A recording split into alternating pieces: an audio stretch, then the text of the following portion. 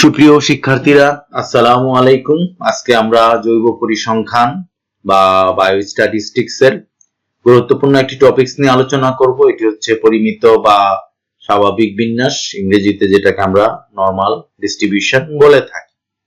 এখানে আমরা মানুষের কতগুলো উচ্চতা দেখতে পাচ্ছি, যে উচ্চতাগুলা যদি আমরা একেবারে ছোট থেকে বড় বা ডান দিক থেকে বা বাম দিক থেকে এই যে বৃদ্ধিটা, এটাকে যদি আমরা একটা রেখার মাধ্যমে দেখাই, তাহলে দেখা যাবে যে এটা একটা বেল কার্ভ বা একটা গম্বুজের মতো দেখা যাচ্ছে। এই বিষয়টাকে আমরা যখন স্ট্যাটিস্টিক্স বা পরিসংখ্যানের ভাষায় ব্যাখ্যা করি, তখন এটাকে নরমাল ডিস্ট্রিবিউশন বলা হয়ে থাকে। তা আমরা এই ডি মোভিয়ার 1733 সালে প্রথম এই বেসিক কনসেপ্ট বা এটা সম্পর্কে একটা মৌলিক ধারণা দিয়েছিলেন। এরপরে কার্ল গস এটা সম্পর্কে আরো উন্নত ধারণা দেন আমাদেরকে। এই জন্য এই নরমাল ডিস্ট্রিবিউশনের আরেকটি নাম হচ্ছে গসিয়ান ডিস্ট্রিবিউশন বা গসিয়ান বিন্যাস। আর এটা দেখতে যেহেতু একটা ঘন্টার মতো উল্টানো ঘন্টার মতো দেখা যায়, এই জন্য এটাকে আমরা বেল কার্ভ বলে থাকি।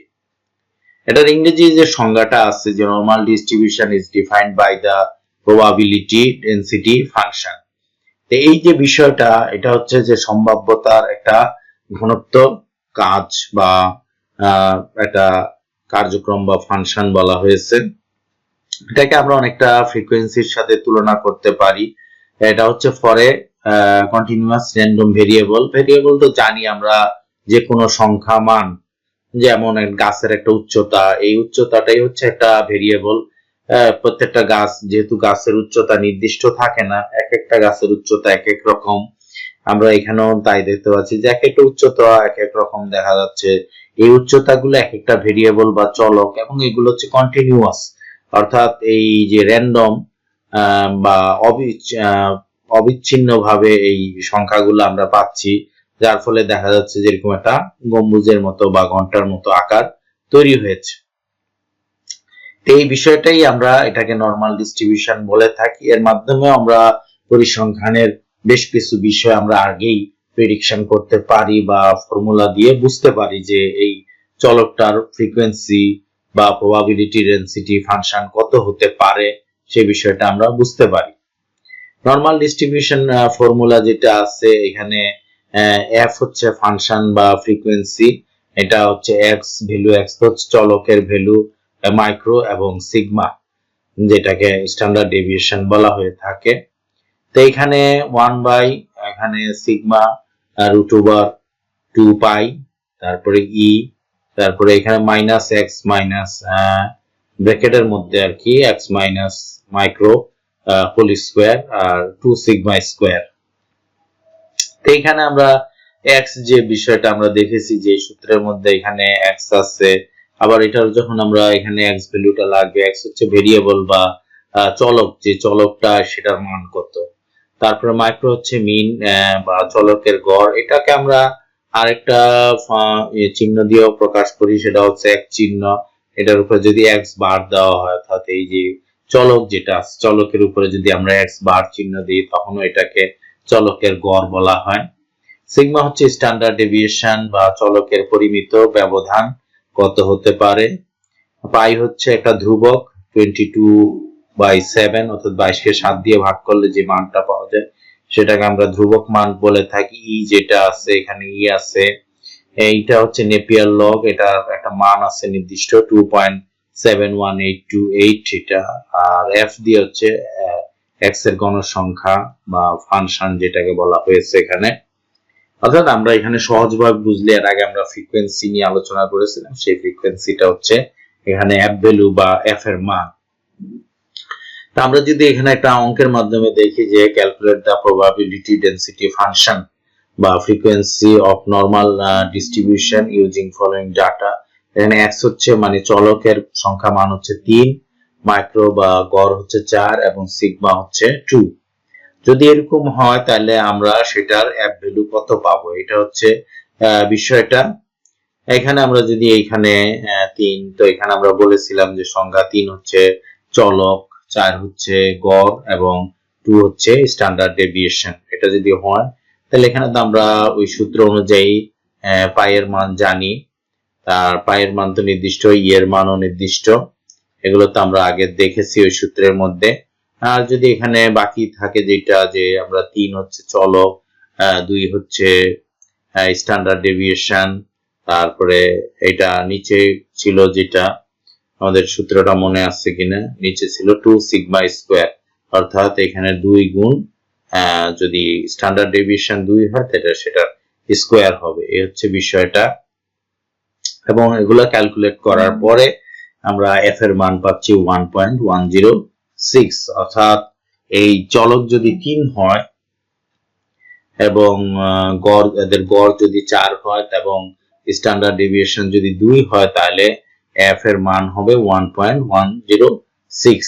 তো এইভাবে আমরা দেখি যে একটা চলকের ফ্রিকোয়েন্সি কত হতে পারে সেটা আমরা এইভাবে বের করতে পারি। তো সেক্ষেত্রে আমাদেরকে তিনটা জানা থাকতে হবে, গড় কত এবং স্ট্যান্ডার্ড ডেভিয়েশন, অর্থাৎ এটা মূলত দুইটা জিনিসের উপর নির্ভরশীল থাকবে, একটা হচ্ছে গড় এবং আরেকটা হচ্ছে স্ট্যান্ডার্ড ডেভিয়েশন বা পরিমিত ব্যবধান। এই দুইটা জিনিসের উপরে আমাদের এই নরমাল কার্ভটা নির্ভরশীল, এবং এটার থেকেই আমরা মূলত একটা চলকের ফ্রিকোয়েন্সি কত হতে পারে বা প্রবাবিলিটি ডেনসিটি ফাংশন কত হতে পারে সেটা আমরা বের করতে পারি। এখানে আমরা অলরেডি আলোচনা করেছি যে দুইটা জিনিস এখানে গুরুত্বপূর্ণ, একটা হচ্ছে যে গড়, যেটাকে আমরা এখানে মাইক্রো চিহ্ন দ্বারা প্রকাশ করতেছি, আর স্ট্যান্ডার্ড ডেভিয়েশন। এখানে কার্ভটা যত ছোট হবে, যদি যেমন এটা যদি 68% হয় তাহলে সেটার হবে গড়, মানে গড়ের যেটাকে পরিমিত ব্যবধান বলা হয়ে থাকে, সেই গড়ের পরিমিত ব্যবধান হবে 1+1, আর এই পাশে হবে, বাম পাশে হবে -1 সিগমা। তো এটা হচ্ছে বিষয়, এটা হচ্ছে 68% এর ক্ষেত্রে। যদি 95% হয় এইখানের দূরত্বটা, তাহলে এটা হবে 2 সিগমা, ডান পাশে +2 সিগমা, বাম পাশে হচ্ছে -2 সিগমা। এটা গড়ের ব্যবধানটা, গড়ের পরিমিত ব্যবধান। এটা যদি 99.7% হয় তাহলে এটার গড়ের পরিমিত ব্যবধান এই পাশে ডান পাশে হবে +3 সিগমা, আর এই পাশে হবে, বাম পাশে হবে -3 সিগমা। তো এইভাবে আমরা দেখি যে এটা কার্ভের কত পার্সেন্ট কার্ভ কভার করতেছে সেইটার উপরে ভিত্তি করে আমরা স্ট্যান্ডার্ড ডেভিয়েশনটা বের করতে পারি। তো এইটা হচ্ছে আমরা স্ট্যান্ডার্ড ডেভিয়েশন বের করার, বা এখানে গড়ের স্ট্যান্ডার্ড ডেভিয়েশন কত সেটা আমরা বের করতে পারি। তো এইটা আমরা নরমাল ডিস্ট্রিবিউশনের মাধ্যমে বা স্ট্যান্ডার্ড নরমাল ডিস্ট্রিবিউশন স্ট্যান্ডার্ড ডেভিয়েশনটা আমরা এই কার্ভের মাধ্যমে বুঝতে পারি। এটা নরমাল কার্ভের ক্ষেত্রে এই ধরনের স্ট্যান্ডার্ড ডেভিয়েশন আসবে, এটাই হচ্ছে মূল বিষয়টা। আমরা একটা নরমাল ডিস্ট্রিবিউশন যে বিন্যাস বা পরিমিত বিন্যাসের যে প্রপার্টিজ গুলা, আমরা আরো কিছু প্রপার্টিজ আমরা জানতে পারি। যেমন এইখানে নরমাল ডিস্ট্রিবিউশনের যে প্রপার্টিজ গুলা হবে, সেখানে mean equal to median equal to mode, অর্থাৎ গড় সমান সমান হবে মধ্যমা এবং মোড হচ্ছে প্রচুরক, যেটা আমরা বাংলায় বলে থাকি। এই তিনটার মান সমান হবে একটা নরমাল ডিস্ট্রিবিউশনের ক্ষেত্রে। Total area under the curve should be equal to 1। এখানে যতটা এরিয়া যে দখল করে আছে এই কার্ভের নিচে, সেই এলাকাটার মান হবে 1। সিমেট্রিক এন্ড দ্য সেন্টার, অর্থাৎ এইখানের দুই পাশের যে অংশটা, এই অংশটা মাঝখানে কি হবে, সিমেট্রিক বা ভারসাম্যপূর্ণ হবে বা সমান হবে। ডিভাইডেড ইনটু 2 ইকুয়াল পার্ট, দুইটা পার্ট, এটা আমরাকে এই কার্ভটাকে আমরা দুইটা সমান অংশে ভাগ করতে পারি। Defined by the mean and standard deviation, অর্থাৎ এই কার্ভ তৈরি করতে গেলে আমাদেরকে দুইটা মান অবশ্যই জানা থাকতে হবে, একটা মিন আর একটা হচ্ছে স্ট্যান্ডার্ড ডেভিয়েশন। এবং এখানে স্ট্যান্ডার্ড ডেভিয়েশনের মান কত হবে না হবে সেগুলো আমরা বের করতে পারি এখান থেকে। অনলি ওয়ান পিক, অর্থাৎ এখানে একটা মাত্র চূড়ার অংশ থাকবে, সেটা হচ্ছে একটা চূড়া থাকবে, এটাকে আমরা ইউনিমোডাল বলে থাকি। The curve approaches the x-axis, x-axis তো আমরা এই নিচের যে axisটা আছে এটাকে আমরা x-axis বলে থাকি, উপরেরটাকে আমরা y-axis বলে থাকি, but it never touches যে এখানে কার্ভ যেটা আছে এই কার্ভটা দেখা যায় যে একেবারে ইয়ার কাছে চলে আসে, কিন্তু এটা এখানে আমরা যেটা দেখতেছি যে এটা আসলে মিলবে না। এই নিচের যে অংশটা এটা কোনোভাবেই এক্স অক্ষের সাথে মিলে যায় না, এটা হচ্ছে ফার্দার অ্যাওয়ে ফ্রম দা মিন, অর্থাৎ গড় যেটা আছে এই গড়ের থেকে, যদি মাঝখানের রেখাটাকে আমরা গড় বলি, এই মাঝখানে যে রেখাটা এই গড় থেকে এটা এই কার্ভের যে পাশের রেখাগুলা, পার্শ্ব রেখাগুলো এগুলো দূরের দিকে সরে যাবে, কিন্তু কখনোই এটা এক্স অক্ষের সাথে মিলবে না। এটা হচ্ছে একটা নরমাল ডিস্ট্রিবিউশনের বৈশিষ্ট্য।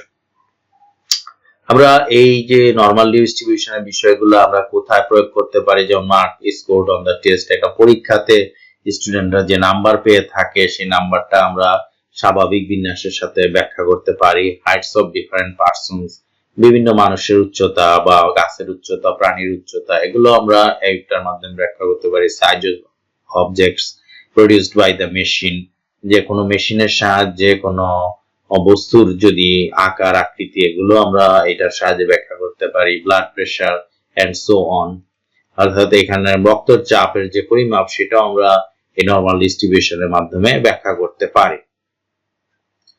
এই হচ্ছে মোটামুটি আমাদের নরমাল ডিস্ট্রিবিউশনে বা পরিমিত বিন্যাসের বিষয়টা। আশা করি এই বিষয়টা ভালোভাবে বোঝা গেছে। আর যদি এই সংক্রান্ত কোনো প্রশ্ন থাকে বা অন্য কোনো প্রশ্ন থাকে অবশ্যই করলে আমি সে বিষয়ে আমার জবাব দেওয়ার চেষ্টা করব বা মতামত দেওয়ার চেষ্টা করব। আজকের মতো এখানেই শেষ করছি। আল্লাহ হাফেজ। আর অবশ্যই লাইক কমেন্ট করবেন এবং শেয়ার করবেন। আর আমার চ্যানেলটি যদি সাবস্ক্রাইব না করা হয়ে থাকে সাবস্ক্রাইব করে নেবেন। আজকের মতো এখানেই শেষ করছি। সবাইকে ধন্যবাদ।